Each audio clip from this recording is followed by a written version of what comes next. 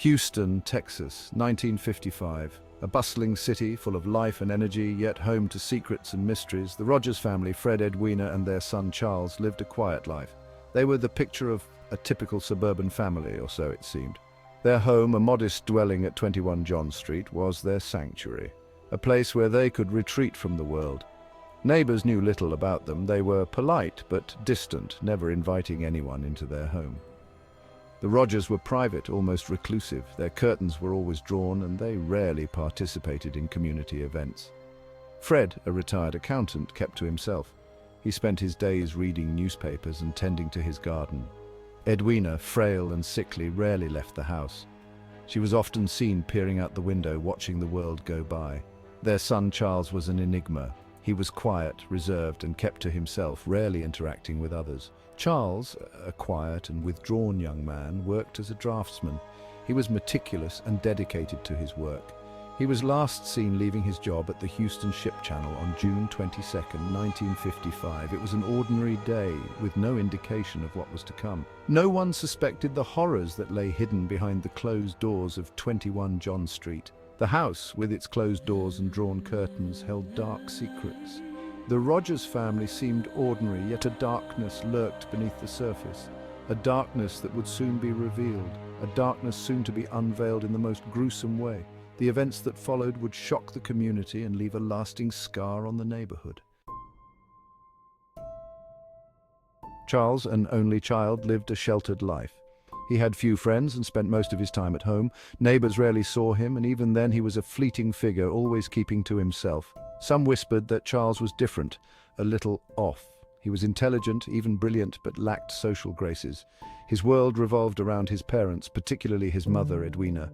Their relationship was unusually close, some might even say unhealthily so. Charles's devotion to his mother bordered on obsession. He resented his father, seeing him as a burden on Edwina's frail health. Little did anyone know this quiet, unassuming man harbored a dark secret, one that would soon shatter the family's facade of normalcy.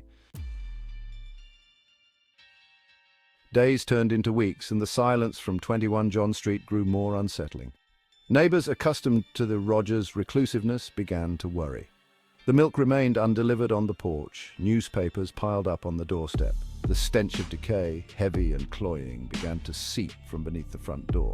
Finally, on July 2, 1955, a concerned neighbor called the police. Officers arrived at the house, their suspicions growing with each passing moment. The stench, the silence, the unsettling stillness. Something was terribly wrong. Using a ladder, an officer peered through a window. What he saw would forever be seared into the annals of Houston's criminal history. The kitchen of 21 John Street was a scene of unimaginable carnage. It was a place where the very walls seemed to scream in silent horror, bearing witness to the unspeakable acts that had transpired within. Blood, dried to a rusty brown, stained the walls, the floor, the ceiling. It was as if the room itself had been painted with the essence of violence, each splatter telling a story of pain and suffering. Body parts, neatly stacked and wrapped in butcher paper, filled the refrigerator. The cold, clinical precision of their arrangement was a stark contrast to the chaotic brutality that had created them. The air, thick with the metallic scent of blood and the stench of decay, was suffocating. It clung to the skin, a nauseating reminder of the death that permeated every corner of the room. The officers, hardened by years on the force, were sickened by what they found. Even the most seasoned among them had to fight back the urge to retch, their faces pale with shock and revulsion. The bodies of Fred and Edwina Rogers had been savagely dismembered. Limbs were severed with a chilling precision, each cut a testament to the killer's cold-blooded efficiency. Their heads, missing from the scene, were never recovered. The absence of these crucial parts added an eerie, almost surreal element to the already nightmarish tableau. The murder weapon, a bloodied handsaw, lay discarded on the floor next to a pile of neatly folded towels. It was a chilling juxtaposition, the instrument of death lying so close to symbols of domesticity and order. The killer, meticulous and methodical, had cleaned up the scene, but the sheer brutality of the act defied comprehension. Every detail, every trace of the crime had been carefully considered, yet the overwhelming savagery could not be erased. The chilling evidence, pointing to patricide, As investigators meticulously processed the crime scene, a horrifying truth began to emerge. The killer was not a stranger, not an intruder, but someone who knew the victims intimately. The evidence pointed directly to Charles Rogers. His fingerprints, found on the murder weapon and throughout the blood-soaked kitchen, left no room for doubt. Motive seemed clear. Charles, consumed by his possessive love for his mother and resentment towards his father, had snapped. He had butchered his parents in a fit of rage, dismembering their bodies with chilling precision. But where was Charles? Had he fled in a panic, or was he lurking somewhere, a phantom haunting the city, forever bound to the gruesome legacy of his crimes? The vanishing act. Charles Rogers disappears. The search for Charles Rogers began immediately. Police launched a nationwide manhunt, circulating his photo and description far and wide. The public, horrified by the gruesome details of the murders, was on edge. Who was this monster hiding in their midst? But Charles had vanished without a trace. He had no known associates, no history of violence, no obvious escape route. He had simply disappeared, swallowed whole by the vast expanse of America. Days turned into weeks, weeks into months, and still there was no sign of Charles Rogers. Had he taken his own life, unable to live with the weight of his crimes? Or was he still out there, a ghost in the machine, forever eluding justice? A nation gripped the search for Charles. The Rogers family murders gripped the nation. Newspapers across the country splashed the story on their front pages, detailing the gruesome crime and the puzzling disappearance of Charles Rogers. The case was featured on radio programs and in newsreels, fueling speculation and fear. The public, both fascinated and horrified, offered theories and speculated about the killer's motive. Some believed Charles to be a cold-blooded psychopath, others a victim of circumstance driven to madness. But one question remained unanswered. Where was Charles Rogers? Was he hiding in plain sight, living a new life under an assumed identity? Or did he meet a darker end, his fate forever shrouded in mystery?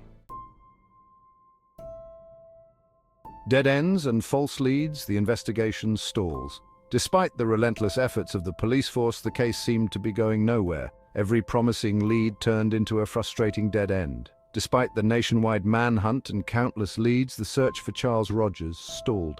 The police scoured every corner of the country, hoping to find a trace of the elusive suspect.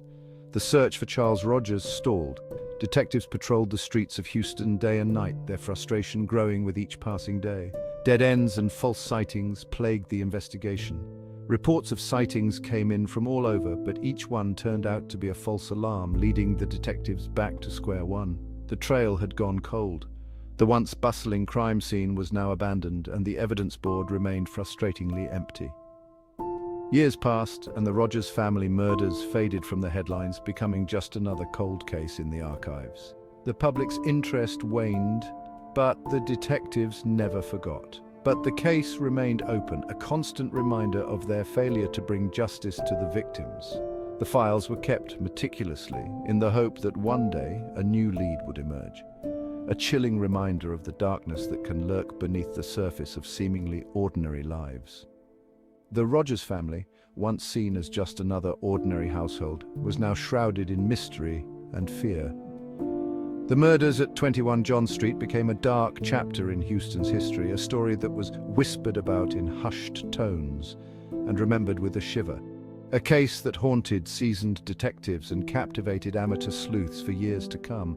The lack of closure gnawed at everyone involved, from the professionals to the curious onlookers.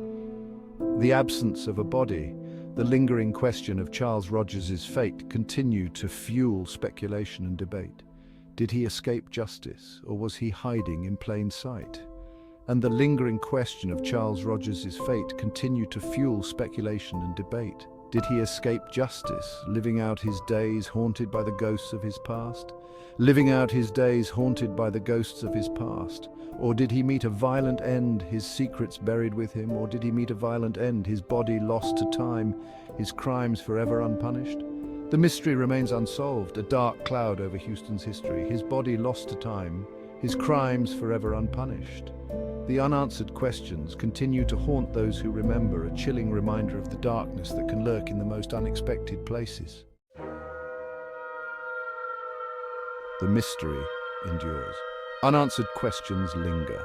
The Rogers family murders remain unsolved to this day.